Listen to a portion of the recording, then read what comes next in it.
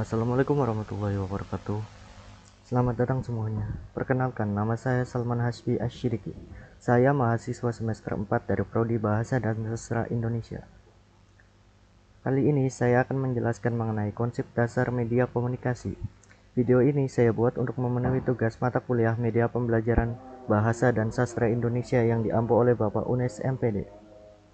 Berikut adalah materinya. Pengertian komunikasi menurut ahli. Menurut Monsten, komunikasi adalah proses penyampaian atau penerimaan pesan antara individu atau kelompok melalui simbol-simbol yang dimengerti oleh kedua belah pihak. Jadi, dalam proses komunikasi adanya umpan balik antara pemberi dan penerima pesan itu bisa disampaikan melalui kode-kode atau bahasa atau simbol-simbol yang dipahami oleh kedua belah pihak. Sedangkan secara umum, komunikasi berasal dari bahasa Latin yaitu communis, atau dalam bahasa Inggris lebih sering dikata common yang berarti sama. Jadi dalam suatu proses komunikasi terjadi pertukaran informasi yang setara antara pemberi dan penerima pesan. Komunikasi juga merupakan suatu proses pertukaran informasi yang dalam hubungannya dengan lingkungan dan orang lain untuk merespon atau menciptakan pesan. Secara umum, komunikasi adalah proses penyampaian pesan atau informasi dari satu belah pihak ke pihak lainnya, sehingga pesan yang dimaksud dapat dipahami. Komunikasi melibatkan pengirim pesan, penerima pesan, dan saluran komunikasi, serta dapat dilakukan secara verbal ataupun non-verbal.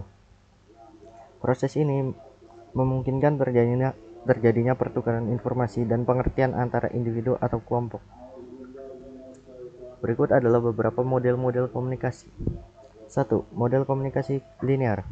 Model komunikasi linear adalah model komunikasi yang sederhana dan menggambarkan komunikasi berlangsung secara satu arah. Arus pesan langsung dari pengirim ke penerima tanpa adanya umpan balik dari penerima, sehingga penerima dalam kasus ini memiliki sifat yang pasif. Model ini sering digunakan dalam proses instruksional atau memberikan penjelasan kepada penerima pesan, seperti dalam kasus pidato, pembelajaran ceramah, siaran video, dan pembaca berita.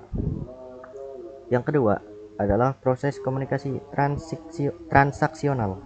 Model komunikasi transaksional adalah model komunikasi yang dikembangkan oleh Jan C. Burlund pada tahun 1970. Model ini menekankan bahwa komunikasi berlangsung secara dua belah pihak dan berkesinambungan, di mana pengirim dan penerima pesan sama-sama bertanggung jawab dalam memberikan dampak dan efektivitas pada komunikasi. Proses ini melibatkan pertukaran pesan verbal dan nonverbal secara terus-menerus, sehingga membangun hubungan dan mempertimbangkan konteks sosial dan budaya dalam proses komunikasi. Dan yang ketiga yaitu adalah model komunikasi interaksi.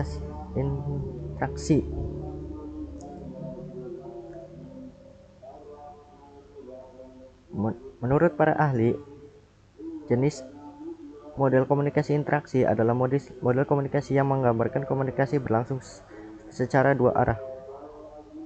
Umumnya, model ini memiliki konsep yang sama dengan transaksional, tapi dalam media baru seperti internet ataupun media komunikasi modern lainnya. Model komunikasi yang merujuk pada model komunikasi interaksional adalah model Osgood atau SCARM. Para ahli telah mengenalkan berbagai macam model komunikasi yang upaya menggambarkan dan menjelaskan proses komunikasi serta berbagai faktor yang mempengaruhi arus efektivitas komunikasi.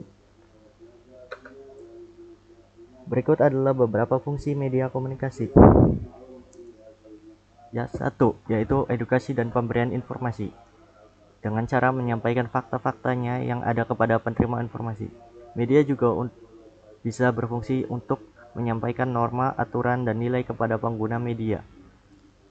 Dalam kasus ini biasanya seperti bagaimana guru memberikan pengajaran pada siswa melalui buku ataupun file dokumen pembelajaran.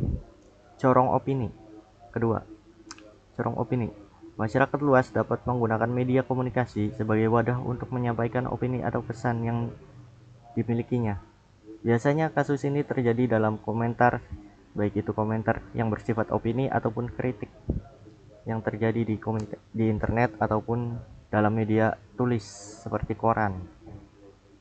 3. Pengawas kebijakan. Media komunikasi menjadi sarana untuk mempublikasi apa saja yang kebijakan dan praktek dari kebijakan yang diambil oleh lembaga pemerintahan. Seperti bagaimana sebuah media bisa memberikan penjelasan mengenai undang-undang ataupun ketetapan yang dibuat baru oleh lembaga pemerintahan.